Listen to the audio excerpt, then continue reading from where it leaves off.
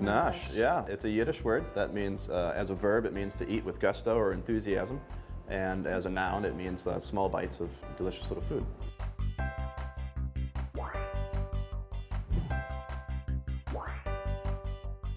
We were looking for food on the island for ourselves to eat, you know, to go out to a restaurant and be able to experience Thai food or German food or Italian food, and we weren't finding that. And so that was the creative point of starting to create our menu.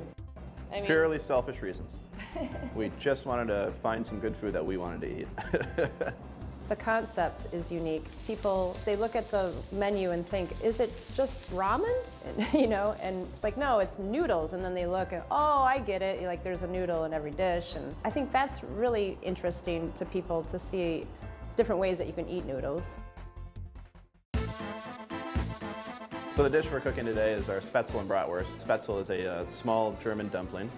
It's made from a batter, so essentially it's like little raindrops of dumplings.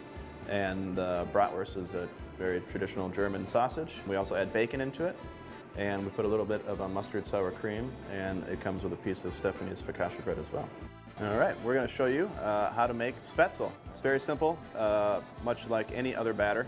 You have your wet ingredients, which here are eggs and milk and a little water. And then you have your dry ingredients. In this case, it's all-purpose flour, salt, white pepper, and nutmeg, very traditional. So you just mix your wet and your dry, just like you would pancakes or any other batter. And I like to use the world's oldest whisk.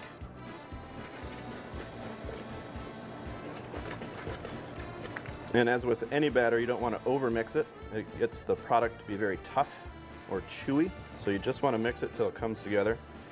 With Spaetzle, there might be a few lumps, and that's okay.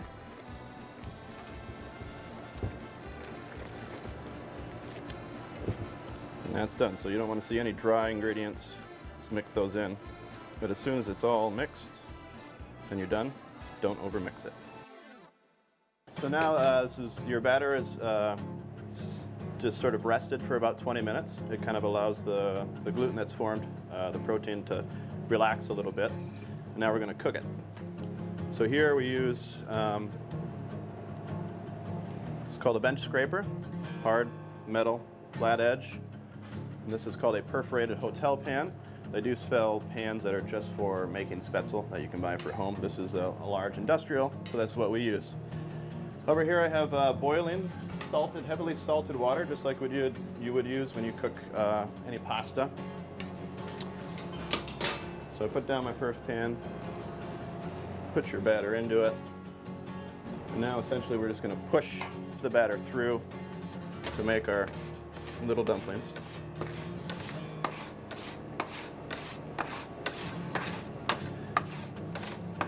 I like to move my pan left to right so that the raw dough doesn't fall on top of the cooked dough, which will just basically form large clumps which you don't want. And also the speed at which you move will change the size of the Spaetzle. The amount of pressure, the angle you press down on will change it. So there are some subtleties to it, but essentially you're just pushing batter through a perforated pan.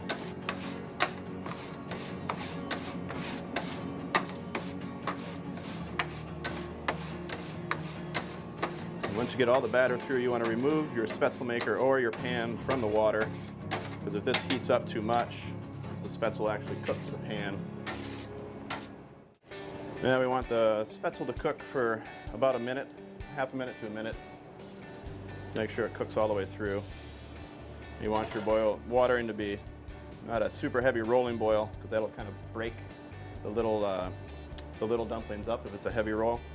So you just want a nice simmering water. So once they're cooked, you just skim them off. And in the background, I have a large bowl with a strainer in it, full of cold water. So I'm going to take these hot Spaetzle, put them into the cold water, turn on the sink with cold water, and that's called shocking them. So this is cooking, then we're going to shock, which is to basically stop the cooking process as quickly as possible. And then we drain them. So this is how we put together our Spaetzle dish. You've seen how to make the Spaetzle.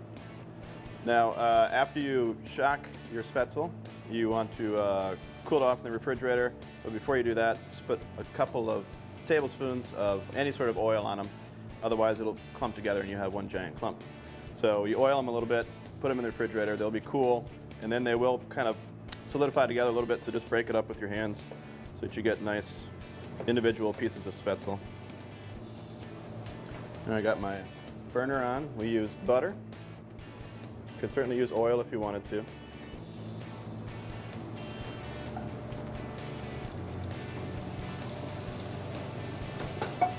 So make sure it's all melted. You want to make sure every part of the pan is covered with oil, otherwise you will get Spaetzle sticking to it.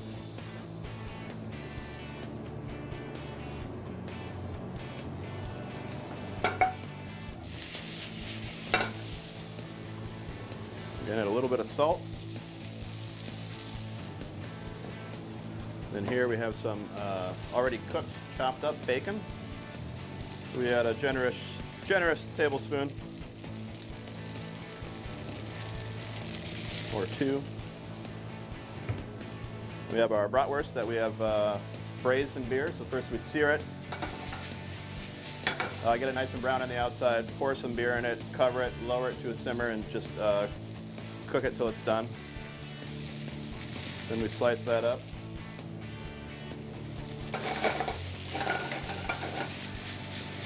So at this point, you're trying to heat up the bacon.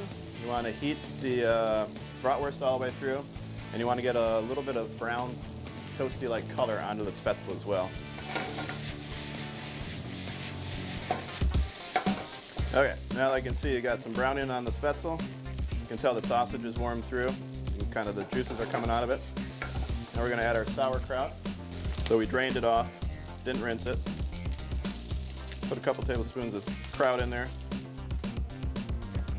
Then we're going to add our gastrique, which is just a mixture of vinegar and sugar. In this case, it's apple cider vinegar with brown sugar and white sugar.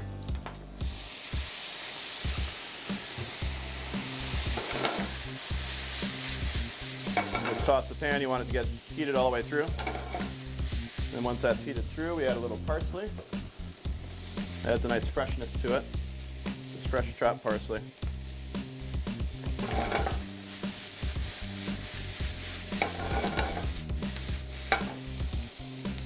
And then we plate it up.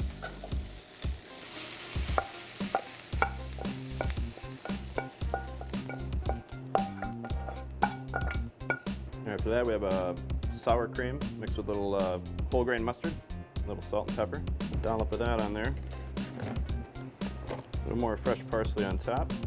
And of course, what would Spaetzle be without fresh focaccia?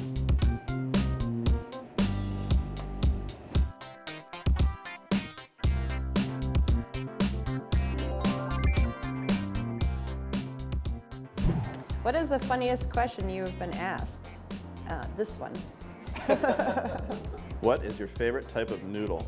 Cavatappi for me. Yeah, udon for me. Udon is my favorite noodle. You eat a lot of udon. Yeah, the texture is awesome. Where did the octopus mascot come from? We like the octopus because we thought, you know, number one, it's who doesn't love an octopus?